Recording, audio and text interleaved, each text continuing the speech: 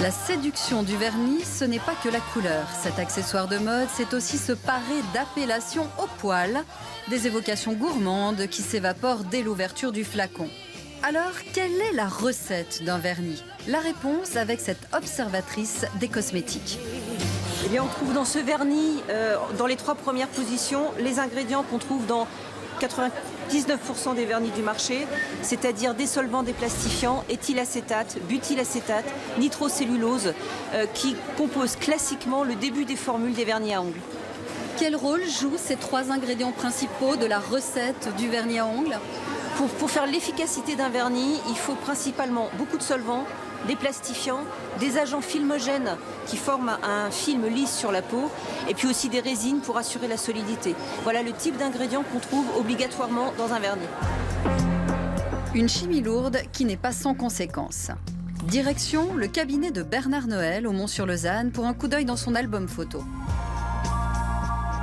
Ce qu'on voit là, c'est pas très ragoûtant. Non, mais c'est pas si terrible que ça par rapport à ce qu'on va voir par la suite. Je me réjouis. Oui, absolument. On voit que l'ongle, la tablette unguéale, hein, c'est comme ça qu'on appelle cette partie de l'ongle, elle est blanchâtre. Ça veut dire que vous avez sur la surface de l'ongle une destruction de la couche superficielle avec des fissures. Ça, c'est pas un phénomène allergique donc? Non, c'est pas du tout une allergie. Donc c'est vraiment l'effet toxique du vernis et des solvants sur la tablette unguéale. Alors ça, c'est la porte d'entrée pour les infections de l'ongle. Alors voilà une autre conséquence d'un vernis à ongles. Une réaction allergique chez une jeune femme d'une vingtaine d'années. On voit ici une réaction allergique tout autour de l'ongle. Et puis, on voit que l'ongle, au fil du temps, va aussi se déformer. Et ça fait ces déformations sur l'ongle. Ça, c'est une allergie sévère chez une jeune femme qui mettait régulièrement des vernis à ongles. Et puis, plus vous avez de déformations sur l'ongle, plus vous allez mettre du vernis pour le cacher, et plus vous allez aggraver l'eczéma.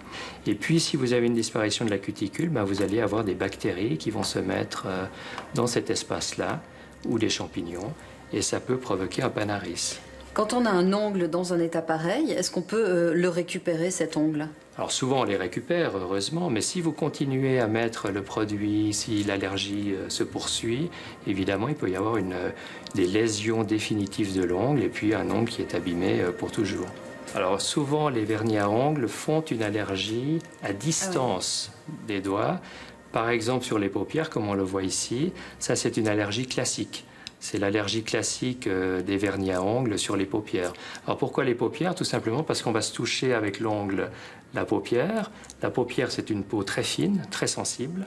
Et puis vous pouvez avoir une allergie sur la paupière, autour de la bouche, sur le cou, sur le corps, sur les parties génitales, et pas forcément une allergie autour des ongles.